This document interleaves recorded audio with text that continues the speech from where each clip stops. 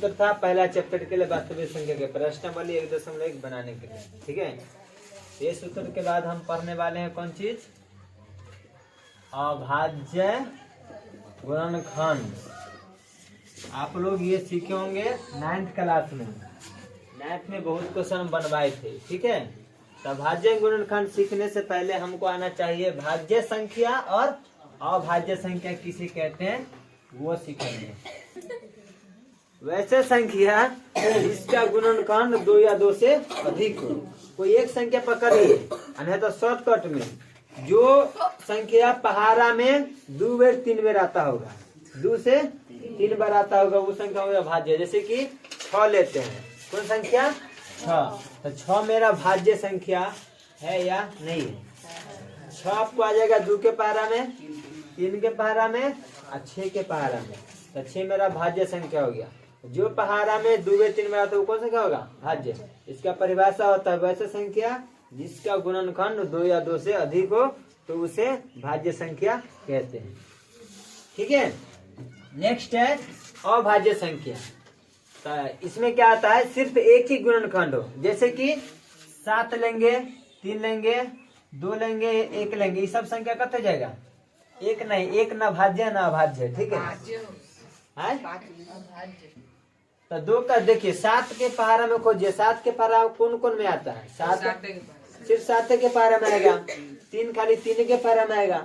तो जिसका गुणनखंड सिर्फ एक ही हो, एक से ज्यादा नहीं हो, तो वो संख्या हो जाएगा अभाज्य। क्या होगा, भाज्य। इसका परिभाषा क्या है, वैसा संख्या जिसका सिर्फ एक गुणनखंड हो तो उसे अभाज्य संख्या कहते हैं। अब रह गई बात गुणनखंड का, तो देखिए कहेंगे कि 8 का गुणनखंड कीजिए, तो आप 8 का गुणनखंड इस तरह से कर सकते हैं। ऐसे 2 से लगाएंगे 4, फिर 2 से लगाएंगे तो कितना होगा 2, फिर 2 के पहाड़ा में 1 देंगे, तो 8 का जो गुणनखंड हुआ 2 गुने 2 गुने 2, 8 का अभाज्य गुणनखंड 3 को 2 है। ओके, अभी क्वेश्चन में दे दिया कि 90 का अभाज्य गुणनखंड कीजिए, कर सकते हैं। तो 90 को इसी तरह लिख लेंगे, 90 दे देंगे। ठीक है, 90 पहले 2 के पहाड़ा में आ रहा है, 2 से लगा देंगे तो हो जाएगा 45।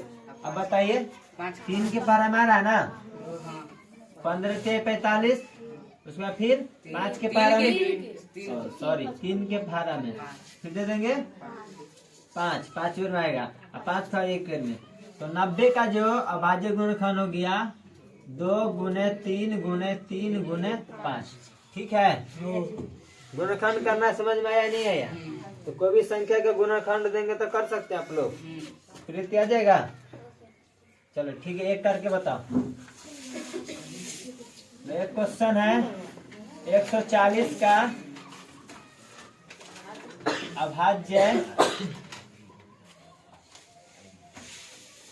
अभाज्य गुणनखंड करें। 140 का अभाज्य गुणनखंड करके बताइए। देखिए हम करते हैं 140 का अभाज्य गुणनखंड,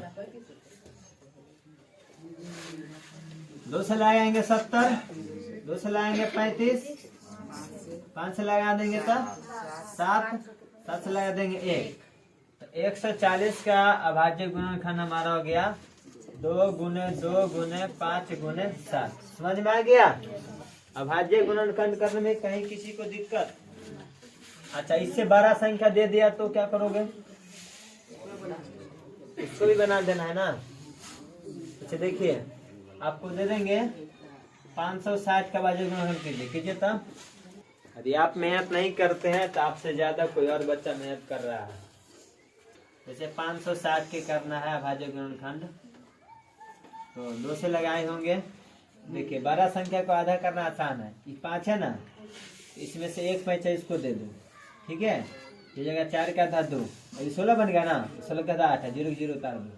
ये समझ में आया कि नहीं? पैसा दे करके आप कर सकते हो आधा। ये 28 का आधा 14, 0 बैठा देंगे, फिर 2 से लगा देंगे 70, लगाएंगे 2 से 35, फिर 5 से 7, 7 से 1, तो 560 का गुणनखंड हो गया 2 गुने 2 गुने 2 गुने 2 गुने 5 गुने 7। इसको इस तरह से भी लिखा जा सकता है 2 के पावर 4 गुने 5 गुने 7। इस तरह से भी लिखा जा सकता है जोड़ा संख्या करके। ठीक है ना। अभाज्य गुणनखंड करना गया। अब आपको अभाज्य गुणनखंड विधि से मौसा निकालना है। मौसा भी और लसा भी, ये भी आप लोग को हम बता चुके हैं, बताए ना। मतलब कि लिखना है निम्न एक संख्या पहले देते हैं 20 और ज्ञात करें। देखिए समझिएगा, गुणनखंड विधि से निकालना है मौसा और लसा। तो 20 का अभाज्य गुणनखंड कीजिएगा और 40 का हो जाए। तो हम इधर रफ में कर लेते हैं। 20 का अभाज्य गुणनखंड हो जाएगा 2 से लगाएंगे 10, 2 से लगाएंगे 5 और 5 से लगाएंगे नहीं तो 1। तो 20 का हो गया 2 गुने 2 गुने 5। लास्ट में 1 भी हम दे सकते हैं, ठीक है, लेकिन 1 लिखेंगे नहीं। इसका एक प्रयोग हम बताएंगे लास्ट में आपको। फिर आपको हो जाएगा 40 का अभाज्य गुणनखंड 2 से 20, 2 से 10, 2 से 5, फिर 5 से 1। इसे 2 गुने 2 गुने 2 गुने 5। ठीक है, अभी तो तुरंत कर दिए थे। अब निकालना हमको सबसे पहले मौसा। ये क्वेश्चन आएगा 10th वाले बच्चे ध्यान देना, रिवीजन है। क्वेश्चन में आता है अभाज्य गुण विधि से लस और मौसा ज्ञात करें, तो समझ लो। मौसा ज्ञात करने के लिए जो जो संख्या मिलता है ना हम उसको उतार देते इसमें। 2 को 2 मिला ना, 2 गुने 2। तो देखिए एगो 5 मिल गया ना, एगो 5 भी। आप बोले थे कि लास्ट में 1 1 भी आता है ना, तो 1 मिल गया तो 1 लिखे कोई फायदा होगा? 1 नहीं देते हैं। जब कोई संख्या नहीं मिलता है ना तब मौसा में 1 लिखना पड़ता है, समझ में आया? जब कोई संख्या दोनों में नहीं मिलेगा तब क्या होगा? 1। जैसे बोलेगा कि 7 और 3 का निकालिए मौसा, देखिए तो 7 गुने 1 और 3 गुने 1 होगा, तो दोनों में कौन मिला? 1। तो फिर मौसा 1 दे देंगे, ठीक है, जब संख्या नहीं मिलेगा तब। तो मौसा इसका हो गया 2 दूनी 4, 4 पचे 20। मौसा 20 हो गया। अब निकालना हमको लसा। तो लसा क्या आता है? मौसा वाला संख्या पकड़ लेते हैं। मौसा वाला संख्या पकड़ के जो संख्या बच गया ना, मिला हुआ संख्या छोड़ के, मिला हुआ तो भी छोड़ दे, भी छोड़ दो, खाली कौन बचा है? 2 गुने 2 कर देंगे। इसका लसा कितना हो जाएगा? समझ में आया? उतार लीजिए। अब नया क्वेश्चन देते फिर बनाइए, उतारिए इसको हमेशा। चलिए क्वेश्चन आगे हम दे देंगे कि निम्न को, निम्न का मतलब क्या आता है? नीचे। तो दे दे क्वेश्चन बनाने के लिए। 128 आओगे आपको। ये 7 क्वेश्चन को मत आप घर से बना करके ला सकते हैं, ठीक ना। चलिए इसका सूत्र आता है आपको प्रश्नावली 1.2 के लिए सूत्र होता है पहली संख्या गुने दूसरी संख्या बराबर HCF बराबर LCM। ठीक है, इसके जगह पर हम लिख सकते हैं कौन चीज? मौसा गुने लसा। ठीक है ना। 360 और 120 का इसका भाज्य गुणनखंड कितना है बताओ तो तुम जल्दी। किसका? 2 गुने 2 गुने 2। क्या को 2 है? 3 को 2। उसके बाद 2 को 3 एगो 5। एगो 5 हो गया है। 3 को 2 इसका होता है 120 का। 3 को 2 हाँ, एगो 3 एगो 5। एगो 3 एगो 5। अब भाज्य गुणनखंड सही है ना आप लोग का? मिला है ना? गुना करके चेक कर दे। 8 से 24 और 15, 24 15 गुने तो 36 आ जाता है। 36 गुना करने पर सर जी घेरिए ना पढ़ाओ। किसको घेर दे? आप निकालेंगे ना मौसा। यह भाज्य गुणनखंड ठीक है ना? तो ये दोनों की मिल गया, यहाँ 2 को मिल गया, यहाँ 3 मिल गया और यहाँ पे क्या मिल गया? 5 मिल गया। तो एक दो एगो मिला, दोगो मिला, 3 गो, एगो 3 मिला, एगो 5 मिल गया। 2 दूनी 4, 4 दूनी 8, अतिरिक्त 24।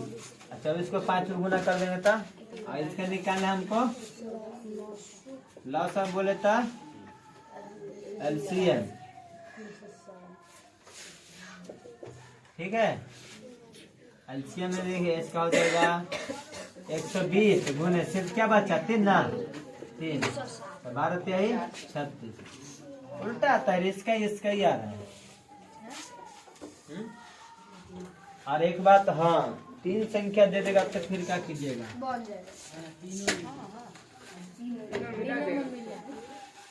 समझा देते हैं वो 18, 20 और 24 दे देते ना। इसको कर देते हम लोग 27, 42। चलो 18, 42, 24 का बोलेगा कि मौसा निकालिए। क्या करेंगे? तीनों का भाज्य गुणनफल कर देंगे। 42 और 24 को इसका जगह 2 गुने 3 गुने 3। ठीक, 2 गुने 3 गुने 7 का 2 गुने 2 होगा गुने 3 हो गया बच्चे गुणनखंड। 3 गो संख्या वाला है, इसका कहेगा मौसा निकालने के लिए। तो जब 2 गो संख्या था तो 2 गो मिला थे ना, अब तीनों में मिलना चाहिए। जैसे तीनों में 2 मिल गया, एगो 2 मिल गया। देखिए एगो 3, देखिए यहाँ पे है ना, तीनों में 3, एगो 3 मिल गया। 7 में अकेले है, बस हो गया 2 गो ना, 3 नहीं 6। तीनों का मौसा हमारा हो गया 6 और इसका लॉसा निकालेंगे तो 6 लिख लेंगे। और बाकी कौन बच गया? उधर 3 बच गया गुने 3, इधर 7 बच गया और इधर 2 बच गया। तो 2 दूनी 4, 36 का 18 और 7 दूनी 14, 252। ठीक है गुना। पहली संख्या गुने दूसरी संख्या बराबर लॉसा गुने मौसा।